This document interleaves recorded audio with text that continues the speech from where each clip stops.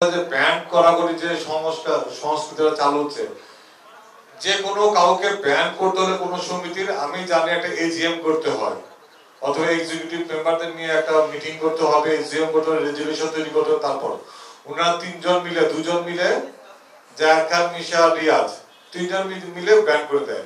ওইখান যে এক্সিকিউটিভ কমিটির বাকি মেম্বার ওদেরকেও ডাকতেছে না। ওরা ব্যান করার কে? ওদের ব্যান করার ক্ষমতাটাই বা কে দিল? Number one. আর ওদের ব্যান করার ভ্যালুটা কতখানি? এখন যদি হল মালিকরা ওনারা বলতেছে ওনারা ব্যান করবে, আমি আমার ওনাদের প্রতি অনুরোধ রইল আপনারা ওদের মতো করে করবেন না। আপনারা রেজুলেশন ডাকেন, এজিএম ডাকেন, অথবা এক্সিকিউটিভ কমিটির মেম্বারদের ডাকেন, ডেকে একটা রেজুলেশন তৈরি করে যারা যারা এই আপনাদের সভাপতির উপরে হামলা করেছেন তাদের সবাইকে ব্যান করার জন্য অনুরোধ করলাম। বাট আইন মোতাবেক করেন, আইনের বাইরে করেন না। আপনারা ধরবেন তো ছাই দিয়ে ধরবেন, যাতে পিছনে বের হয়ে না যেতে পারে। সাকিব খানকে ব্যান করছেন, কিছুই হবে না। আমি ডিক্লেয়ার দিলাম আমি সাকিব খানের নিয়ে ঈদের পর ছবি করবো। যদি আপনার কারো ক্ষমতা থাকে আপনারা বন্ধ করেন। আমার শুটিং চলছে এবং ঈদের পর 3টা ছবি শুটিং চলবে একসাথে। হ্যাঁ, 3টা ছবি, একটা চলবে 7 তারিখ থেকে, একটা 10 তারিখ থেকে। এই হায়াত আঙ্কেল একটা ছবি করতেছে, আমার গল্পে নিয়ে কাজ করতেছে। আমার ছবি চলবে। যদি আপনারা বন্ধ করতে পারেন, একটা সিনেমার একদিনের শুটিং বন্ধ করতে পারেন, তাহলে আমি ইংরেজি চলচ্চিত্র চলে যাব। আমরা দেখতে চাচ্ছি আপনারা কত ব্যান তো করলেন, আপনি একদিনের জন্য ব্যান করেন না, একদিন শুটিং বন্ধ রাখেন। আমি এই গুড ফর নাথিংদের প্রতি চ্যালেঞ্জ ছেড়ে দিলাম, একটা দিন বন্ধ রাখেন। সাকিব খানের শুটিং আগে যেটা করছেন এই সাকিব খানের সাথে, সেটা খুব খারাপ কাজ করছেন এবং যাদের জন্য খুব ভালো কাজ করছে তারা। অনেকে আমাকে বলে আপনি কি এই যে আন্দোলনকারীদেরকে টাকা দিচ্ছেন নাকি? আমি বললাম কেন? কারণ রংবাদ ছবিটা যদি ঈদে আসতো, যাদের হল আরো 50 থেকে 60টা কমে যেত ডেফিনেটলি, তাই না? রংবাদের একটা নাম ডাকছিল, যে কোনো ছবি ভালো হোক খারাপ হোক একটা আওয়াজ থাকতে হয়। যেমন গত ঈদে মেন্টাল অনেক হল পাইছে, ছবি ফ্লপ গেছে, চলেনি, that's the different thing. But ছবির একটা আওয়াজ ছিল, রংবাদ ছবির একটা আওয়াজ ছিল। রংবাদ ছবি আসলে ডেফিনেটলি নবাবের সাথে শেয়ার করতো, বস্টুর থেকে কিছু হল নিত নিয়ে রংবাদ ছবিটা 70টা হল পাইলে আমার 70টা হল কমে আসতো। এরা আন্দোলন করে, ব্যান করে, এই করে ওই করে কত কিছু করে রংবাদ ছবিটা ফাইনালি ঈদে আসতে দিল না। ওদের যত আক্রোশ সব সাকিব খানের উপরে। আচ্ছা, যেহেতু আমি সাকিব খানকে একটু শেল্টার দিলাম, হয়তো সাকিব খান আমার সাথে বসতেছে, ছবি করতেছে, এখন আসলে আমার উপর আক্রোশ। এসব কিছুই আসে যায় না গুড ফর নাথিংদের। এদের আক্রোশ গুড ফর নাথিং, এদের ব্যান করা গুড ফর নাথিং, কিছুই হবে না। আর আমরা যখন ব্যান করব, তারা আজীবনের জন্য ব্যান হয়ে যাবে। আপনারা জানেন আমি আর আগে একবার এক ডিরেক্টরে ব্যান করেছিলাম, 2 বছর তার ছবি রিলিজ হয়নি।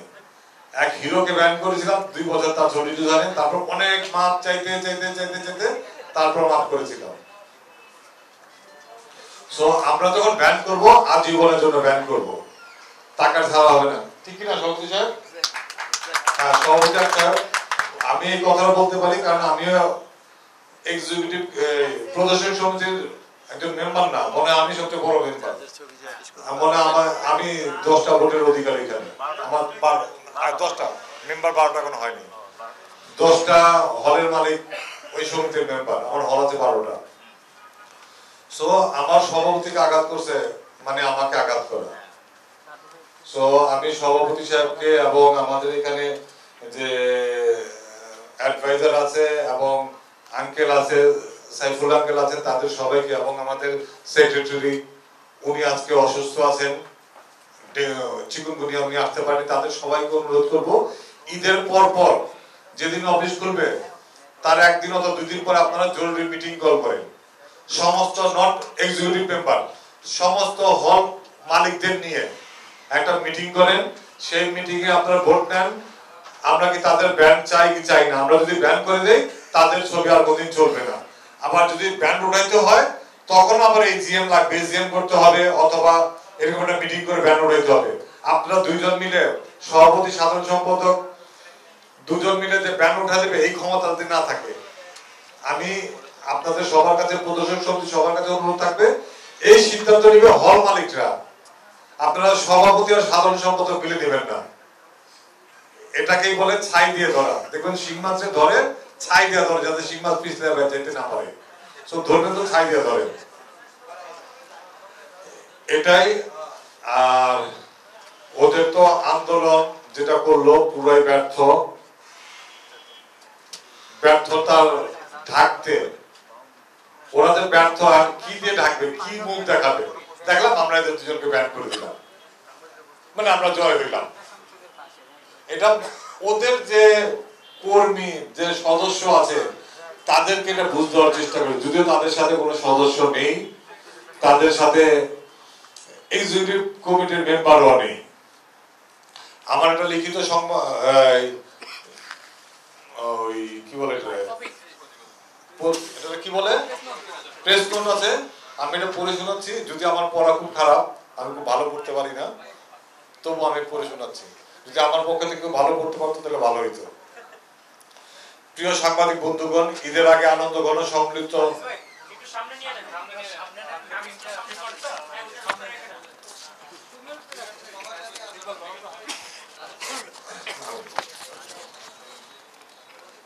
প্রিয় সাংবাদিক বন্ধুগণ, ঈদের আগে আনন্দ ঘন সম্মিলন যেখানে হতে পারত, তার বদলে আজকে এক জরুরি পরিস্থিতি আমরা চলচ্চিত্র প্রযোজক, পরিচালক, শিল্পী, পরিবেশক, প্রদর্শক এবং বুকিং এজেন্টরা জোটবদ্ধ দুঃখ ভারাক্রান্ত হৃদয়ে আপনাদের মুখোমুখি হয়েছি। আপনারা জানেন, গত কিছুদিন ধরে চলচ্চিত্র অঙ্গনে নৈরাজ্য সৃষ্টি করে রেখেছে একদল রুচি বৈকল্য ভরা মানুষ, যাদের সঙ্গে চলচ্চিত্রের অধিকাংশ গুরুজন নেই। শুধু কিছু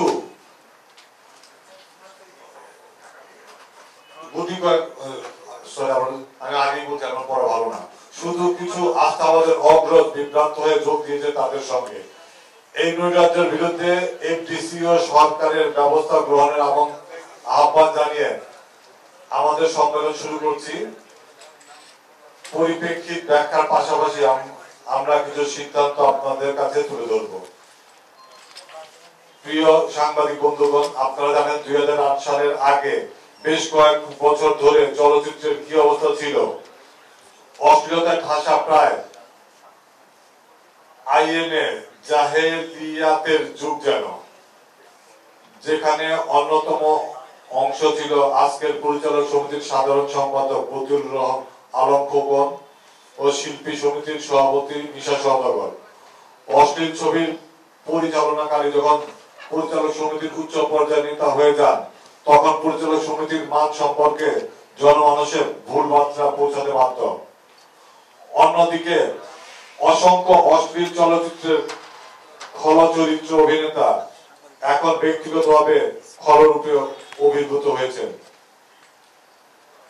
যারা যখন তখন হাস্যকর ভাবে নিষিদ্ধ করছে সবাইকে। অথচ পরিচালক সমিতির সাধারণ সম্পাদক যখন নায়ক রাজ রাজ্জাককে নিয়ে কটূক্তি করেন, তখন সেই সমিতি তার বিরুদ্ধে ব্যবস্থা নেয় না, বরং সেটাকে তারা অ্যাপ্রিসিয়েট করেছে।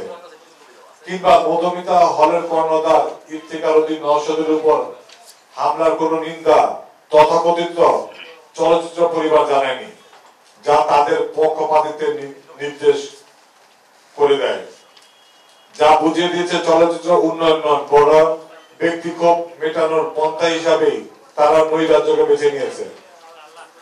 তথাকথিত 14 সংগঠনের নামে, আন্দোলনের নামে যে নৈরাজ্য, তাতে অধিকাংশ গুরুজনের অংশগ্রহণ নেই। তারা এসবকে তারা নিন্দা জানিয়েছেন। চলচ্চিত্রের কিংবদন্তি সারা বেগম কবরী তার মতো জানিয়ে বলেছেন, মিশা জায়েদ ব্যক্তি স্বার্থে নোংরা রাজনীতি করছে। দুঃখজনক হলে সত্য, আমাদের শ্রদ্ধাভাজন কিছু অগ্রজ বিভ্রান্ত হয়ে পুরো সত্য না জেনে নৈরাজ্যকারীদের সমর্থন করছে। আশা করি তারা আসল সত্য জেনে আমাদের প্রকৃত গুরুজনের মতো আমাদের ভুল ধরিয়ে দেবেন এবং আমাদের পাশে থাকবেন। সম্মানিত সাংবাদিকরা, আপনাদের কলমে আমাদের ভুল ত্রুটি কিংবা ভালো মন্দ দেখতে পাই, যা জনগণের কাছে দ্রুত পৌঁছে যায়। আপনারা সব সময় সুন্দরের পক্ষে ছিলেন, এখনো থাকবেন, সে বিশ্বাস আমার আছে। সত্য যাচাই করে সঠিক দিক আপনাদের লেখনী অব্যাহত থাকবে, এটি আমরা বিশ্বাস করি। আপনারা জানেন এই সরকার অশ্লীলতার বিরুদ্ধে কতটা কঠোর। যৌথ চলচ্চিত্র নীতিমালায় এই সরকার ঘোষণা করতে অনেক প্রযোজক দেশীয় চলচ্চিত্রে লগ্নি করা থেকে করতে ফিরে এসেছে, যা আমাদের মৃতপ্রায় চলচ্চিত্রকে চাঙ্গা করেছে, যা তার আগে থেকে সমস্ত বিষ পান করে কণ্ঠনীল হয়েও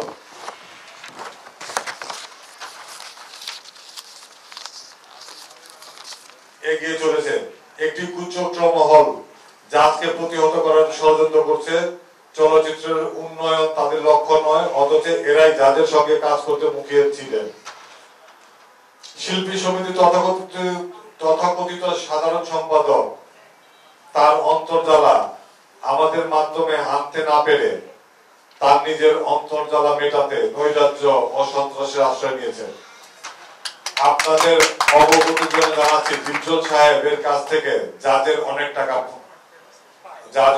পায়, সেটা না দেওয়ার জন্য তিনি তথাকথিত আন্দোলন করছেন, যার পরিচয় অতীত সন্ত্রাসী পরিচয় সম্পর্কে আমরা সবাই সমক্ষ জ্ঞাত।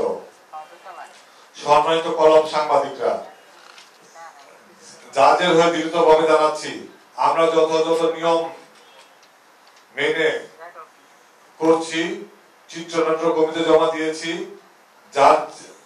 যারা চিঠি দিয়ে প্রিভিউ কমিটিকে প্রভাবিত করার চেষ্টা করেছে, তাদের মতো অন্যতম পরিচালক সমিতির সভাপতি মুশফিক রহমান গুলজার, তিনি বস্তু দেখে প্রথম অনুমোদনে কোনো আপত্তি করেননি, অথচ নতুন ষড়যন্ত্রের হোতা হিসাবে এখন বলছেন উনি অনেককে চিনেন না। উনার পক্ষে সবাইকে চেনা সম্ভব নয়, কারণ তিনি নিজেকে অনেক প্রবীণ মনে করলে পরিচালনায় নতুন। আমরা সেন্সর বোর্ডকে ধন্যবাদ দেই তাদের সাহসিকতার জন্য, কারণ একজন সদস্যকে উন্মাদদের ন্যাক্কারজনক হামলার পরও তারা আনকাট সেন্সর দিয়েছেন।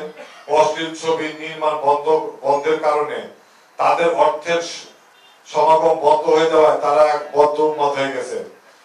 তারা এখন সেন্সর বোর্ড মানেন না, প্রিভিউ কমিটি মানেন না, চিত্রনাট্য পরীক্ষা কমিটি মানেন না, আদালত মানেন না। মনে হয় তারা যেন এফডিসিতে একটি সরকার কায়েম করেছে, যা সবকিছু ঠিক করবে। আমরা চলচ্চিত্রের সুস্থ অংশ জোটবদ্ধ হয়ে মনে করি এই নৈরাজ্যকারীরা কেবল বাংলাদেশ চলচ্চিত্র ধ্বংস করে না, বরং দেশের অস্থিতিশীল পরিস্থিতি সৃষ্টির পায়তারাও আছে এখনো এখানে, যার প্রতি সরকার এবং এফডিসি কর্তৃপক্ষের দৃষ্টি আকর্ষণ ও দ্রুত ব্যবস্থা গ্রহণের দাবি করেছি। সাংবাদিক ভাইরা, ঈদের পরে কিছু সিদ্ধান্ত বাস্তবায়নের প্রক্রিয়া আছে জাজমানি মিডিয়ার। এগুলো বন্ধ হলগুলো চালু করার ব্যবস্থা, পাশাপাশি নতুন সিনেমা হল করবে। আমরা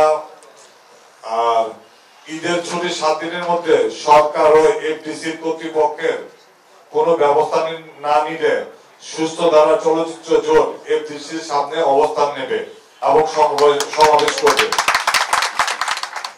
সিনেমা হল 3 নম্বর, সিনেমা হল বাঁচাতে জাজ বছরে 18টি সিনেমা করবে আমাদের। এটা হলো লিখিত না, আমার বক্তব্য এখানে শেষ করি। এবারে নওশাদ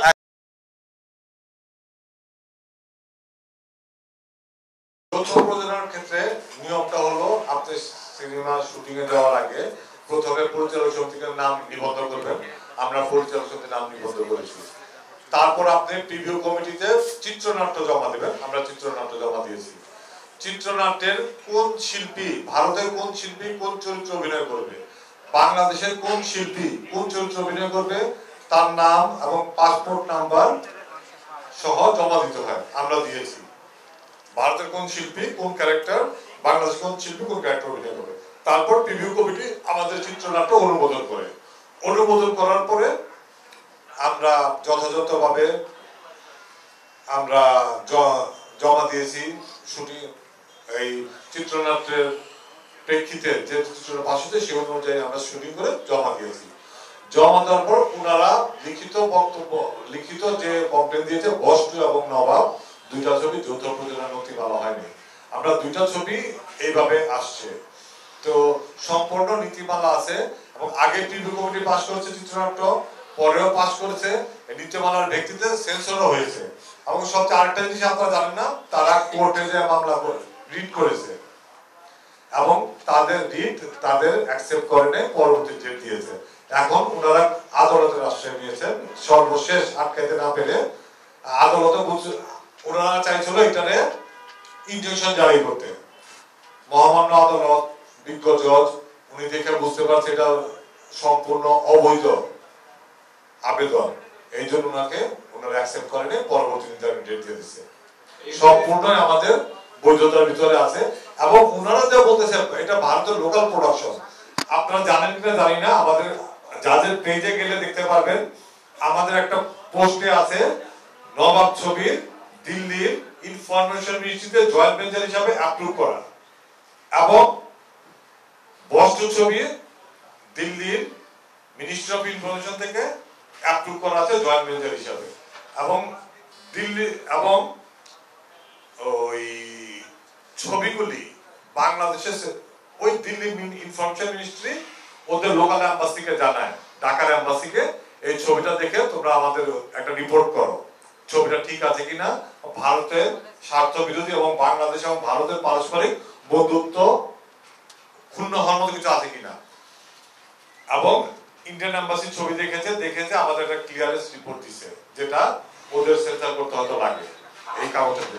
দেখেন এতগুলি ভারতের ইনফরমেশন মিনিস্ট্রি, বাংলাদেশের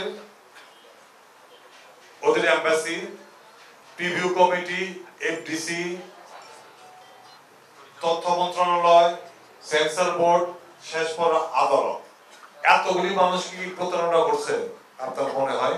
এটা জাতির কাছে প্রশ্ন। আমার সেক্ষেত্রে তারা যে বিষয়টা তুলে ধরেছে যেটা হচ্ছে যে সমান সংখ্যক অভিনেতা সমান